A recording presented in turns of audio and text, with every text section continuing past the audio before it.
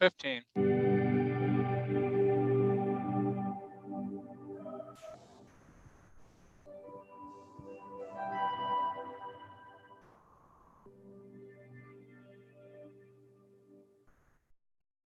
Hi, everyone. My name is Hannah McDonald, and I work for the National Marine Sanctuaries.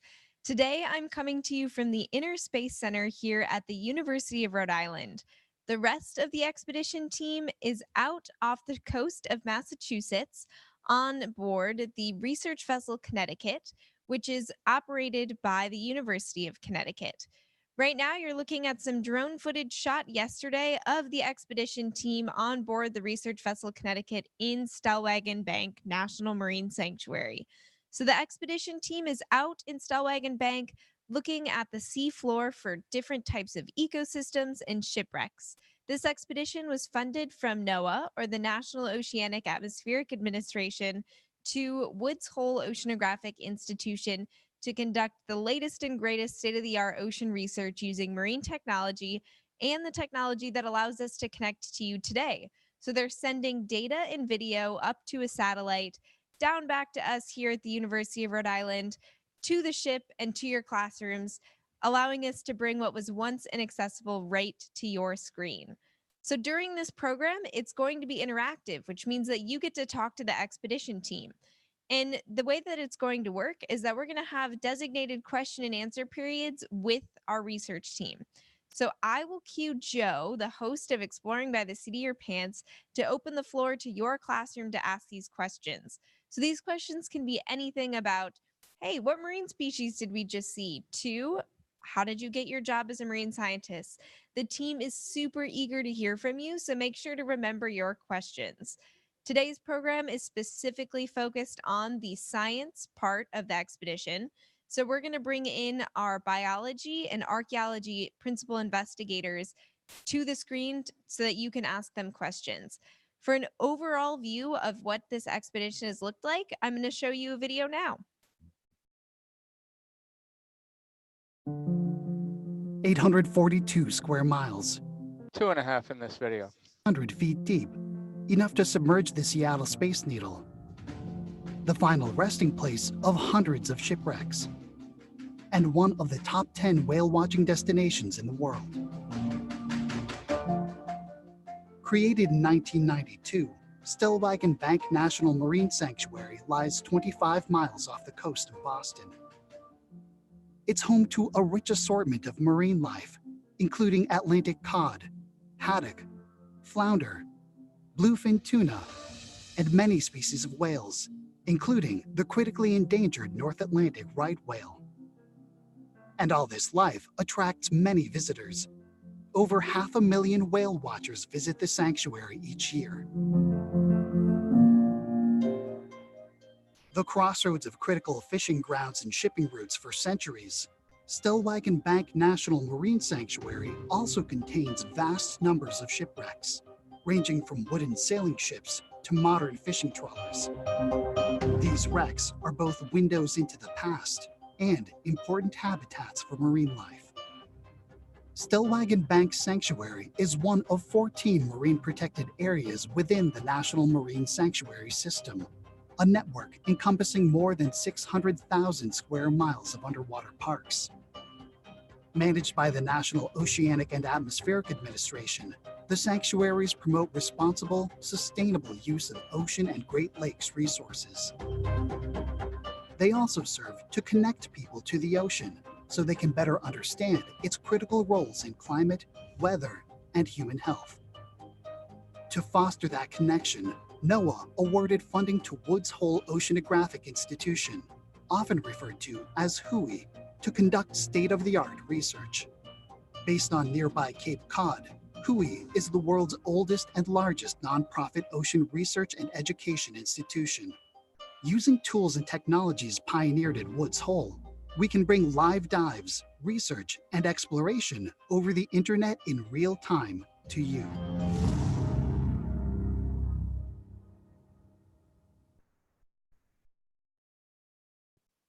As you may have picked up in that video, Stellwagen Bank National Marine Sanctuary has a vast number of shipwrecks. Now, shipwrecks are caused for many different reasons. One of those reasons is treacherous weather. So an expedition update is that the team is not actually over top of the steam vessel Portland Shipwreck, which they were at yesterday. They are closer to shore off of the coast of Massachusetts to seek shelter from some rough conditions. So this is footage from earlier today of the rough seas that were out there. So we're still going to run the live program, but we're going to show you remotely operated vehicle feed from this summer that we collected of the Portland instead of a live feed. So that's the only change from the Portland, but the ship is not in Stellwagen Bank National Marine Sanctuary, but our team is still eager to talk to you about our expedition. With that being said, I would like to gauge the audience and see how many of you have heard of the Portland before. So I can see a few different classrooms. So if you've heard of the Portland before today's program, could I get a show of hands? Awesome. It looks like we have a classroom with a few people raising their hand. I will turn it over to Ben Haskell, who's the Deputy Superintendent of Stellwagen Bank National Marine Sanctuary, to give you a little bit of an overview of Portland's history. Hi, Ben. Hey, Hannah. Hey, classrooms. How are you doing today? I'm so glad you could join us out here on the research vessel Connecticut.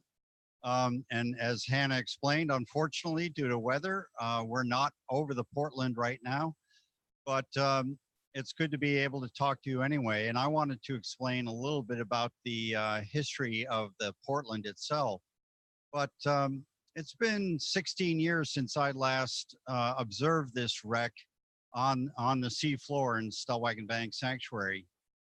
And I'm really excited to be able to hopefully get back to her tomorrow if the weather lets up. But I wanted to show you what the wreck or the Portland looked like before she went down in a gale in 1898. So this was a side paddle wheel steamer. I'm going to use my handy dandy Marlin Spike pointer here. A side paddle wheel steamer that went from Boston to Portland overnight. And that meant she was called a night boat. She would carry her passengers over the course of the night. What powered the side wheels, paddle wheels was the steam engine, which is located in this area, and that powered the walking beam, which went up and down and turned the paddle wheels. So she was designed for coastal travel in protected waters, and she was not supposed to be really offshore, but that's where the company decided to use this particular vessel. And that's why she got into trouble on November 26, 1898. Captain Hollis Blanchard decided to leave Boston on time at 7 p.m. and head for Portland. Well, the minute he turned the corner of Cape Ann, where Gloucester is, he headed right into the teeth of a howling gale. And he tried to make headway, but the waves and wind were just too much for the vessel. So he turned south, headed back south towards Cape Cod, and eventually the waves, which were 30, 40 foot high, if you can imagine that, started to tear apart the upper superstructure of the steamship, and eventually waves made it inside the hull, and she sank very quickly with all hands on board. Over 192 people. We're not sure exactly how many because they didn't sure, but they started to do that after this tragedy. So she went down in this gale.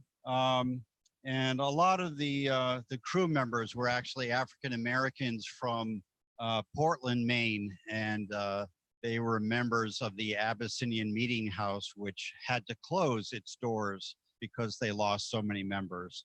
So to this day, she remains New England's greatest maritime disaster, with over 192 people lost.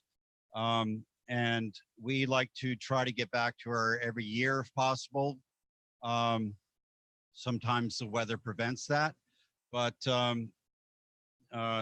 she's experiencing a lot of changes due to natural forces as well as human impacts from fishing gear. And so, you know, these historic wrecks are constantly changing in the marine environment. And because she's our most iconic and most important wreck, we try to get back as often as possible. So with that, Hannah, I think I'll turn it back over to you. Great. Thank you, Ben. And thanks for the great explanation of the iconic Portland. I'm going to turn it over to Joe to ask a classroom to answer this question. Why do you think the study of shipwrecks is important? All right, that's an excellent question. I'm going to pick a classroom right now. I'm going to go to Mrs. Jasso's class. I'm going to turn their microphone on. And if you guys want to take a crack at that question, why is it so important to study shipwrecks? So why is it so important to study shipwrecks? Who wants to answer? We have a hand up right over here. Go ahead.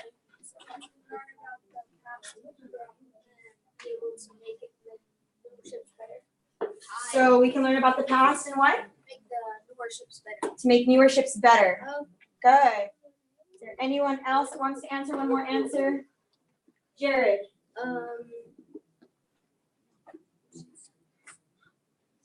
Why is it important to look at the past shipwrecks? So that you can discover more. So we can discover more about history? Awesome. All right, I think those are some pretty good answers, Hannah. Yeah, I would agree. So Miss Jasso's class said that shipwrecks provide an insight into looking at history, into the past, and they also provide us insight on how to make ships better. So Kelvin, who is the lead archaeologist on this expedition, he's also on board the research vessel Connecticut. Welcome, Kelvin. What do you think of their answer? I think they're great answers. Absolutely. Shipwrecks are a window into the past, so we can learn about the mistakes that were made and make ships better. In fact, when I teach my students, what I tell them is that a shipwreck is ultimately a mistake, a tragic mistake. There's never been a ship designed to sink. And when we go out there, we're looking at that moment, the most human moment that we all have is a mistake with very tragic consequences. And those consequences have been happening for thousands of years on the sea. In fact, one estimate is that around the world, there's over 3 million shipwrecks. That's a lot of hard-learned lessons. And even in Massachusetts, we have over 3,500 shipwrecks.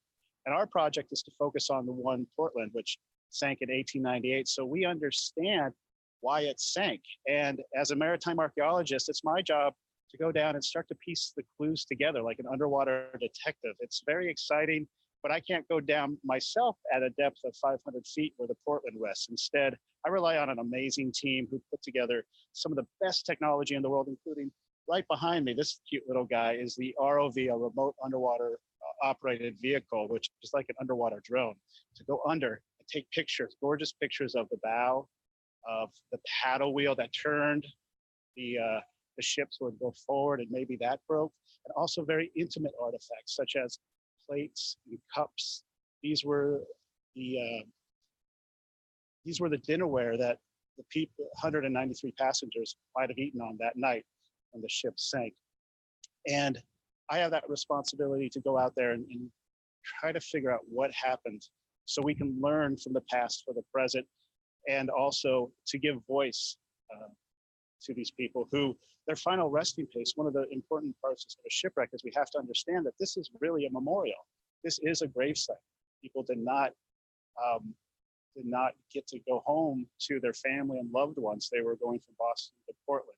And there's quite a bit of responsibility in telling that story. So with the excitement of exploration, we have to understand that maritime archaeology is not just about the ships, 3 million around the world, but also about the people, both in the past and today. And you're part of that story too. The reason we're out here is so we can share it with you. With technology, we can create virtual models to bring to your classroom so you can understand that story. It's a wonderful field, and it's out there. As you can see, we're on the ocean right now. We'd like to be a little bit further out on the Portland, but you know, the weather, nature, you can't control nature. And another part of a shipwreck is it becomes part of nature. It becomes part of an ecosystem where life flourishes. And one of my joys on this project is I'm working with an amazing biologist who studies how shipwrecks become habitats, and she can tell you way better than I can. So I'd like to turn it back to Hannah, who can introduce you to her. And with that, Hannah, thank you very much. Thank you so much, Kelvin. That was great. And Pixel looks great behind you as well. So Kelvin was right. We are going to connect with the biology lead, Kirsten, but I want to turn it over to Joe to see if one of the classrooms can have a question specifically for Kirsten, who studies the biology on these wrecks. All right, absolutely. So classrooms, I'm looking into your classrooms right now. If you have a question about the biology, the animals, the marine species living on the shipwreck, put your hand up andLl pick your classroom and we'll go in there and pick that question. So it looks like our group in Maine, they've got their hands up. So let me get their microphone turned on. How we doing, Miss Whipple's class? Good. All right, who's got a question about the marine life on the shipwreck? How you found any new species growing on the shipwreck? That is a great question. So Kirsten, we have a question coming from a classroom in Maine, and they want to know if we found any new species growing on the shipwreck. So I'm going to go with the usual definition of new species, meaning that it's something yet unknown to science and undescribed, and tell you that I'm not quite sure yet. So identifying species is a really tricky game. You have to really have a physical specimen in your hands in order to dissect in the laboratory, look at on a microscopic level, and compare to published descriptions of known species to be able to identify them. And unfortunately, because of the poor weather today, we weren't able to collect those physical specimens. I'm doing my best job that I can with photographs of known described species, comparing those to the ROV video to try to identify the species that we have there. I suspect that most of the things living on the wreck are already described species. There's always that outstanding chance, especially with deep water research, that something might be new, but I'll know more about that as I continue to do my analysis. Awesome, Kirsten. And can you tell us a little bit more about how you're studying this wreck as a habitat for marine life? Absolutely. So I view shipwrecks as isolated island-like habitat. Most of them are surrounded by just sand or mud plains, and this is absolutely the case for the Portland. So the shipwreck provides the only hard surface. It's the only solid object in that area, which means that for species that have to settle on a hard surface, things that are sessile, that means they live in only one place attached to a surface for their whole life, they need that shipwreck. And so the most common things we see on the Portland are sponges, anemones, and hydroids. These are all examples of sessile organisms. One of the common anemones is called the frilled anemone. Metridium spinile is its scientific name, and it's got hundreds and hundreds of tentacles, and it's really common, especially on the bow. So I'm looking at those communities, first of all, identify what species are there, and second, to understand the community structure. I do this by taking the ROV video and converting it into still images, just frame grabs, which I then overlay with some randomly placed points so I can count how many points hit each species back in my lab and try to estimate the percent cover. This lets me understand what are the relative abundances. Is one species dominating the whole community, or is it more even? How are they arranged? Are things more on the top of the wreck? Are they clustered together or spread out, etc.? And once I understand those community patterns, that community structure, I can compare the data to previously recorded footage from the Portland in previous expeditions, and for the first time really describe and understand how the wreck community is changing over time. So I'm really excited to continue with the analysis with the ROV footage that we have. There's a lot of exciting biology going on, and I'll hand back to you, Hannah. Awesome. Thank you, Kirsten, for the great overview of the biology. So Joe, I'm going to turn it back over to you. It's going to be our question and answer period where we'll have Ben, the deputy superintendent, Kelvin, the lead archaeologist, and Kirsten, the lead biologist, all able to answer your questions. So Joe, I'll let you cue the classrooms and have them ask away. All right, Hannah, thank you so much. Like I said before, we have such an amazing group of classrooms. I do want to give a quick shout out. We have a lot of groups tuning in on YouTube right now. I want to give some shout outs to, we've got some 2nd and 3rd graders in London, Ontario. We've got 5th graders in Westland, Michigan. Another classroom hanging out with us in Minnesota. Looks like some 8th graders, 3rd graders in West Des Moines, Iowa. So we have lots of classrooms joining us from all over the place. But let's get to some of our live on camera classrooms. So this time we're going to go to Canton, Michigan. We have some 5th graders hanging out with Mr. Hall. Let me get their microphone turned on. How are we doing, 5th graders? Great. All right, who's up with a question? Eric, you have a great question. Yeah, Go nice ahead. and clear. Is it true that invasive species are commonly found around shipwrecks? That is a great question. So I'm going to turn that over to Kirsten. Kirsten, is it true that invasive species are commonly found on shipwrecks? Short answer is yes. Invasive species are really, really good at colonizing all sorts of substrata. So this includes natural rocks and also those artificial things. So if I were looking for invasive species, I would start by looking at the artificial habitats, things that mankind has put into the ocean. I'm testing the hypothesis that shipwrecks can serve as stepping stones for invasive species as part of this project. So far, I have not found any invasive species on the Portland. There was one that I thought might be one, but when we zoomed in with the camera, it turned out to be something different, and it's native to New England. So I'll be looking for that and be testing that hypothesis. But like I said, so far, no invasive species on the Portland. That's great to hear, and thanks for that awesome question. Joe, let's turn it back over to you to get another classroom.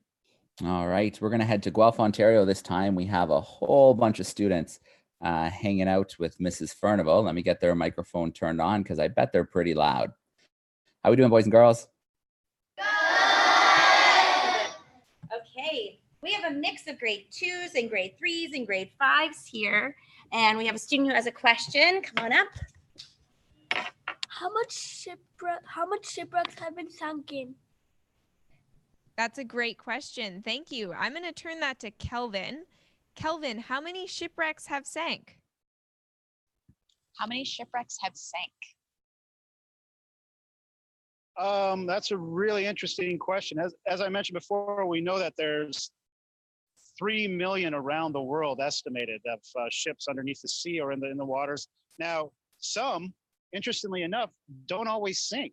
They actually make it to the shore. They become part of what's called a coastal shipwreck or a shoreline process. And in fact, through history, these shipwrecks became the grocery stores and supply stores for people living along the community.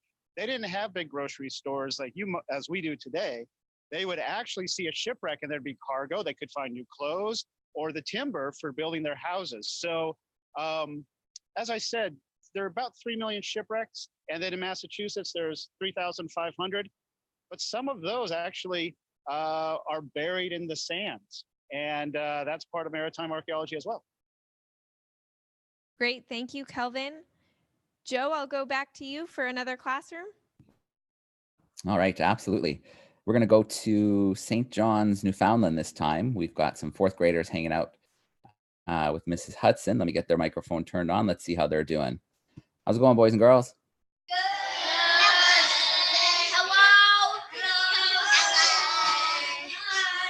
All right, who's up with a question?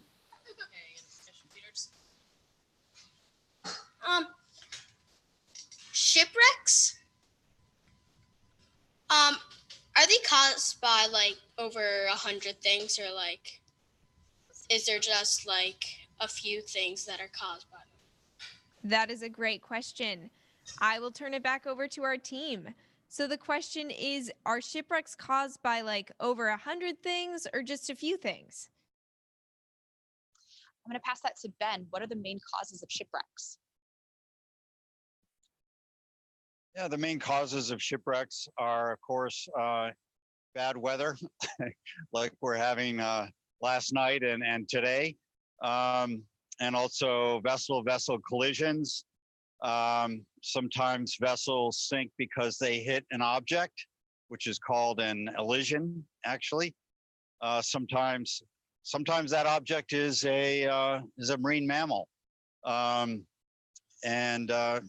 are huge 65-ton creatures that can certainly sink a ship. Those are some of the reasons. Icebergs is another big reason. And of course, sometimes they hit land, unfortunately. So a lot of reasons for shipwrecks. Great. Thank you, Ben. And thank you for that question. We have time for one more question, Joe. All right, so let's see. We see who we haven't visited yet. Let us jump into, let's go back to Mrs. Jasso's class. They're in San Antonio, Texas. Let's get that microphone turned on. How are we doing, San Antonio? Okay, Mia. Why did y'all want to do the jobs that y'all do? That is a great question. So we have a question for the whole team, and it's coming from Miss Jasso's class in San Antonio, Texas, and it's, why did you all want to do the jobs that you do? Guys, the question is, why do we do the jobs that we do? So I'll start. As a marine biologist, I love learning, and research to me is the highest form of learning. It is learning things that nobody has learned before. And I find myself fascinated by the ocean. I have a lot of drive and passion to figure out how the world works. And so doing that job of research lets me figure things out, learn about the world, and experience it in a real way out in the fields. Absolutely. My profession, maritime archaeology, it's a lot of fun and it inspires me every day. People ask, what do I do on my time off? And to be honest, I chose a profession where I don't really want time off. I get to come out and, as I mentioned before, work with people from all different disciplines and a crew on board a ship to go out and understand how people have interacted with the sea. I love the ocean. And just being out here every day, there's always something to learn. And the mysteries that are fathoms below teach us so much. And each time I learn something new. So it's a great job to just go out and it's really just, there's a lot of passion and just love to do it. As a marine resource manager working for NOAA, I take great joy in protecting the marine resources of the sanctuary, and that includes historic shipwrecks, and doing that really for you, for the next generation that wants to enjoy these resources, study them, go fishing, for example, or go diving and investigate these resources like we're doing. So yeah, it's really important to me to make sure that future generations can enjoy what we're doing, and that's really why I do what I'm doing. Those are all great answers, and I'm feeling inspired. I hope you all are feeling inspired. We're going to say goodbye to our team that's on board the research vessel Connecticut now. So we'll give them all a wave. Thank you so much, Ben, Kirsten, and Calvin, for joining us today. And I also want to thank the classrooms in Troy by the National Marine Sanctuary with us. Now, there's still more opportunities to explore Stellwagen Bank. On our website, we will be hosting live programs where you'll be able to interact with the team as well. This time, you'll be typing in your questions, but we'll be moderating them and asking them to the team. The schedule is on our website and also on the screen below for our upcoming interactions, so we hope that you'll be able to tune in again. We're also on social media using the hashtag Sanctuaries Live. So for the latest and greatest photos and videos of exploring national marine sanctuaries, check them out there. You'll also be able to check out our channels. And with that, I want to thank you all again so much. And thank you, Joe, for bringing Exploring by the Seat of Your Pants to us and to explore Stellwagen Bank National Marine Sanctuary.